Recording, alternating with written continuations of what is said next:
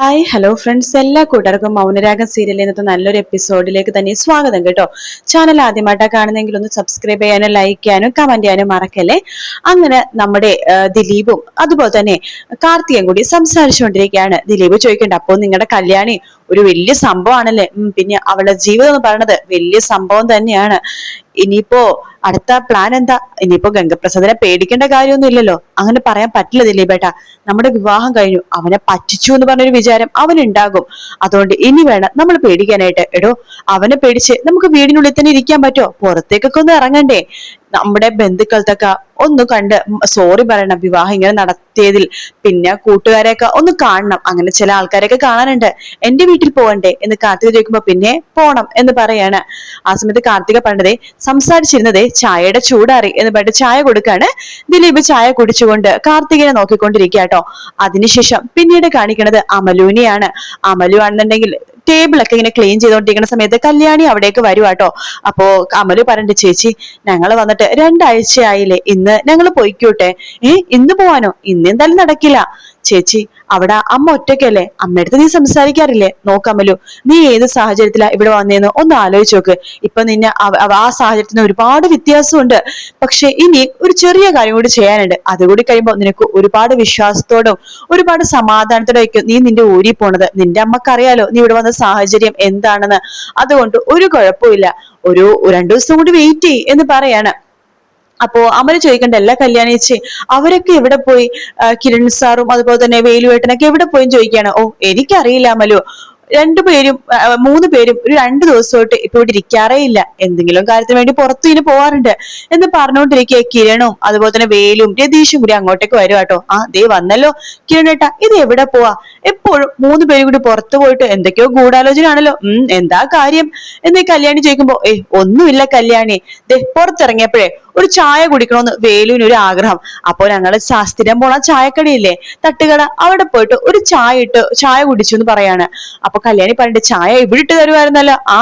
ചില ആൾക്കാർക്ക് വീട്ടിലുള്ള ചായ അല്ല പുറത്തുള്ള ചായയാണ് ഇഷ്ടം എന്ന് പറയുമ്പോഴേക്കും രതീഷ് പറയുന്നുണ്ട്, കല്യാണി അത് അതുകൊണ്ടിട്ടല്ല, വീട്ടിലെ ചായ എപ്പോഴും കുടിക്കുന്നതല്ലേ, പുറത്ത് ആ ഒരു അന്തരീക്ഷത്തില് തട്ടുകടയിൽ ഒരു അന്തരീക്ഷത്തില് ചായ കുടിക്കുമ്പോൾ ഒരു പ്രത്യേക രസമാണ്. അപ്പൊ അതുകൊണ്ട് ജസ്റ്റ് ഒന്ന് അവിടെ കൊണ്ടുപോയെന്നേ ഉള്ളൂ. ആയിക്കോട്ടെ എന്നിങ്ങനെ പറയാണ്. അപ്പോ വേലു കല്യാണി പറയണ്ട, അമലു പറയായിരുന്നു കിരണേട്ടാ ഇന്ന് ഊരിലേക്ക് പൊയ്ക്കോട്ടെ എന്ന്. അപ്പൊ വേലു പറയണ്ട, അതെ സാറേ ഞങ്ങൾ വന്നിട്ട് 2 ആഴ്ചയില്ലേ, ഞങ്ങൾ ഇന്ന് പൊയ്ക്കോട്ടെ. അവിടെ മാമി ഒറ്റയ്ക്കല്ലേ. എടാ പറഞ്ഞതൊക്കെ ശരിയാണ്, പക്ഷെ 2 ദിവസം കൂടി കഴിഞ്ഞിട്ട് പോകാം അല്ലേ കല്യാണി? അതെ അതെ. അതെന്താ സാറേ 2 ദിവസം കഴിഞ്ഞിട്ട് ഇനി വല്ല ചടങ്ങും കാര്യങ്ങളൊക്കെ ഉണ്ടോ? ഉണ്ടെന്ന് കൂട്ടിക്കോ. എങ്കിൽ കുഴപ്പമില്ല സാറേ, 2 ദിവസമല്ലേ, അതും കൂടി നിക്കാം എന്ന് വേലു പറയാണ്. ആ സമയത്ത് കിരൺ പറയേണ്ട, കല്യാണി അച്ഛനൊന്ന് എനിക്ക് കാണാൻ പോണം, ഞാനും കൂടി വരാൻ കിരണേട്ടാ എന്ന് കല്യാണി പറയുമ്പോ, വേണ്ട ഞാൻ പോയിട്ട് പെട്ടെന്ന് വരാം എന്ന് പറഞ്ഞിട്ട് കിരൺ അവിടെ നിന്ന് നേരെ മുകളിലേക്ക് പോവാട്ടോ.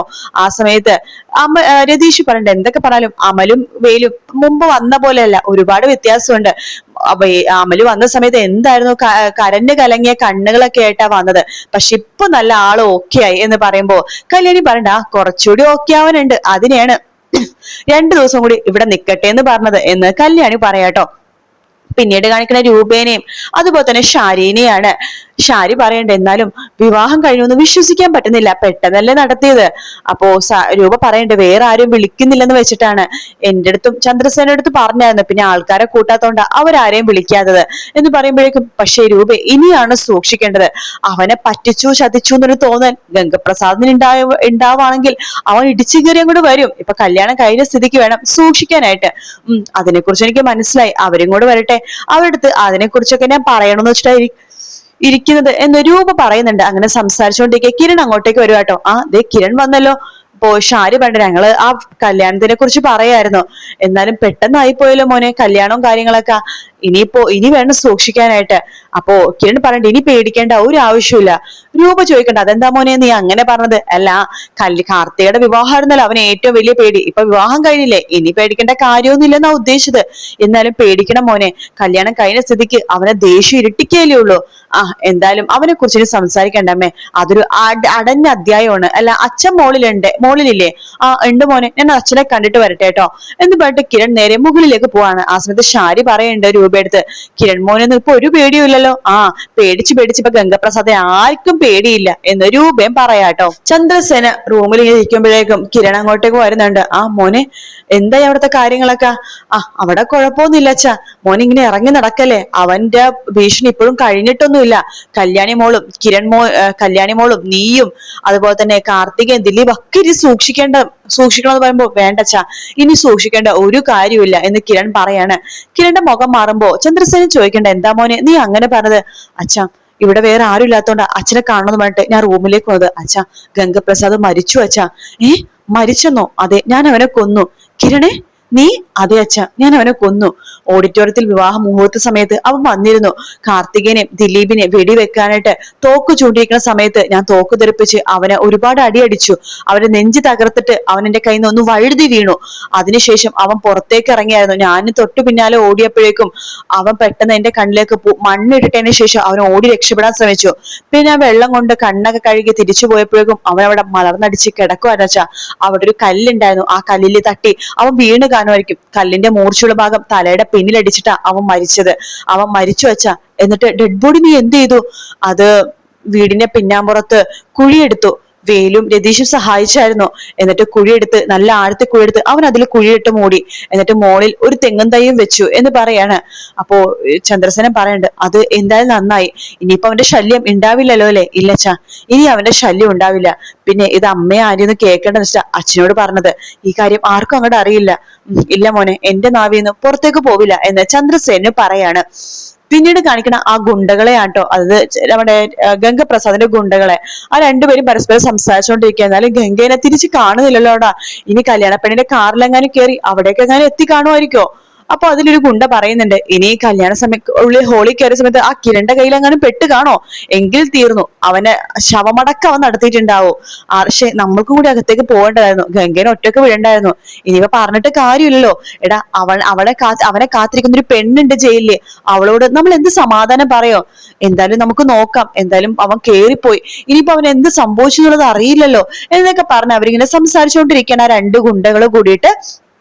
പിന്നീട് കാണിക്കുന്നത് കല്യാണിനെയാണ്. കല്യാണി അമലുവിനെ വിളിച്ചിട്ട് സോഫയിൽ ഇരുത്തുന്നുണ്ട്. പിന്നീട് കാദംബരി അമ്മുമ്മ അവിടെ ഉണ്ട്. അതിനുശേഷം കല്യാണി 3 ആഭരണങ്ങൾ മാല വാങ്ങിച്ചിട്ട് ആ മാല അമലുവിനെ കാണിച്ചു കൊടുക്കാണ്. അമലു, ഈ മാലയ്ക്ക് എങ്ങനെയുണ്ട്, നിനക്ക് ഇഷ്ടപ്പെട്ടോ? ഇത് സ്വർണ്ണമാണോ ചേച്ചി എന്ന് അമലു ചോദിക്കുമ്പോ, പിന്നല്ലാതെ സ്വർണ്ണമല്ലാതെ സ്വർണ്ണമാണ്, നിനക്ക് ഇഷ്ടപ്പെട്ടോ? നിനക്ക് വാങ്ങിച്ചത് ഇതൊക്കെ? അയ്യോ ചേച്ചി, എനിക്ക് സ്വർണ്ണമൊന്നും വേണ്ടായിരുന്നു, ഞാനിതൊന്നും ഉപയോഗിക്കാറില്ല ചേച്ചി, എനിക്കത് ഇഷ്ടമല്ല. പിന്നെ ഇതൊന്നും പ്രതീക്ഷിച്ചല്ല ചേച്ചി ഞങ്ങൾ ഇങ്ങോട്ടേക്ക് വന്നത്. അതിനെ നീ പ്രതീക്ഷിച്ചു എന്ന് ഞാൻ പറഞ്ഞില്ലല്ലോ. ദേ ഇതൊക്കെ ഞങ്ങളുടെ ഒരു സന്തോഷമാണ്. ദേ എന്റെ ഈ കാദംബരി ചേച്ചിനെ പോലെയാ എനിക്ക് നീയും. അപ്പോ കാദംബരി പറഞ്ഞേ, എനിക്ക് കല്യാണി എന്തൊക്കെ മേടിച്ചു തരാനുണ്ട് എനിക്കും കുഞ്ഞിനും, ഞങ്ങൾ വേണ്ടെന്ന് പറയാറില്ലല്ലോ, അതുപോലെ നീയും വേണ്ടെന്ന് പറയരുത്. അപ്പൊ അമ്മൂമ്മ പറയുന്നുണ്ട്, കല്യാണിയെ കമ്പനിയിൽ പോലും എന്തിലും ലാഭം ഉണ്ടായാൽ അതിലൊരു പങ്ക് തൊഴിലാളികൾക്ക് കൊടുക്കുന്ന കൂട്ടത്തിലാണ് കല്യാണി മോൾ. അങ്ങനെയാണ്, അവക്കും എന്തെങ്കിലും പങ്ക് ഉണ്ടായി കഴിഞ്ഞാൽ ആ പങ്ക് അവൾ ഇഷ്ടപ്പെടുന്ന ആൾക്കാർക്കും അവള് കൊടുക്കും. അതുകൊണ്ട് മോളൊന്നും മടിക്കല്ലേ, മേടിച്ചോ. 10-25 ലക്ഷം രൂപയുടെ മുതലാണ്, അത് ഉരുപ്പടികളാണ്, അതുകൊണ്ട് സൂക്ഷിച്ചു വെച്ചോട്ടോ എന്തൊക്കെയാ പറയാണ്. അല്ല ഇതൊക്കെ എന്തിനാ ചേച്ചി, എനിക്ക് അതൊക്കെ ആവശ്യമുണ്ട് അല്ലേ എന്നിങ്ങനെ പറയാണ്. അതൊന്നും നീ ഇപ്പൊ അറിയണ്ട, ഉടനെ തന്നെ അറിയും എന്ന് കല്യാണി പറയണ്ട. പിന്നീട് കാണുന്ന കിരണിനെയാണ്. കിരൺ കുറച്ചധികം ഡ്രസ്സൊക്കെ ആയിട്ട് നമ്മുടെ വേലുവിന്റെ റൂമിലേക്ക് പോവാട്ടോ. വേലു അപ്പൊ ഡ്രസ്സുകളൊക്കെ മടക്കി ബാഗിലാക്കിക്കൊണ്ടിരിക്കുന്ന സമയത്ത്, വേലു നിനക്ക് ഞാൻ കുറച്ച് ഡ്രസ്സ് എടുത്തിട്ടുണ്ട്.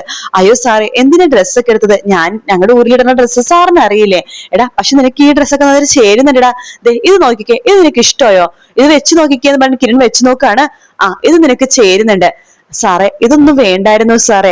എടാ നിനക്ക് മാത്രല്ല, നിന്റെ മാമിക്കും എടുത്തിട്ടുണ്ട്. മാമി ഇതൊന്നും ഇടോന്ന് അറിയില്ല സാറേ. മാമ മരിച്ചിട്ട് അധികം നാളായിട്ടില്ലല്ലോ. എടാ മരിച്ചവരെ വിചാരിച്ച് നമ്മളിങ്ങനെ വിഷമിച്ചു നിന്നിട്ട് കാര്യമൊന്നുമില്ല.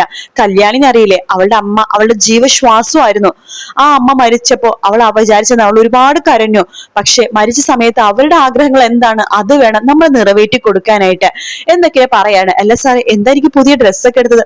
അതൊക്കെ ഉണ്ടടാ, 2 ദിവസത്തെ ഒരു കാര്യം നടക്കാൻ പോകുന്നുണ്ട്, അതിനു വേണ്ടി അതൊക്കെ വാങ്ങിച്ചത്, നീ ഇതൊക്കെ എടുത്തു വെക്ക് എന്ന് പറഞ്ഞിട്ട് കിരൺ അപ്പുറത്തേക്ക് പോകുന്ന ഭാഗത്തോടെയാണ് ഇന്നത്തെ എപ്പിസോഡ് തീരുന്നട്ടോ. അപ്പൊ നാളെ ആയിരിക്കും നമ്മൾ അമലുവിന്റെയും അതുപോലെ തന്നെ വേലുവിന്റെ വിവാഹം. പിന്നീട് ഗംഗപ്രസാദിന്റെ സംഭവ ബഹുലമായ ഭാഗങ്ങളായിരിക്കും നമ്മൾ കാണാൻ പോകുന്നത്. വീഡിയോ ഇഷ്ടപ്പെട്ടാൽ ലൈക്ക് ചെയ്യുക, സബ്സ്ക്രൈബ് ചെയ്യുക, കമന്റ് ചെയ്യുക. മറ്റൊരു വീഡിയോ കാണാൻ. Take care, bye bye.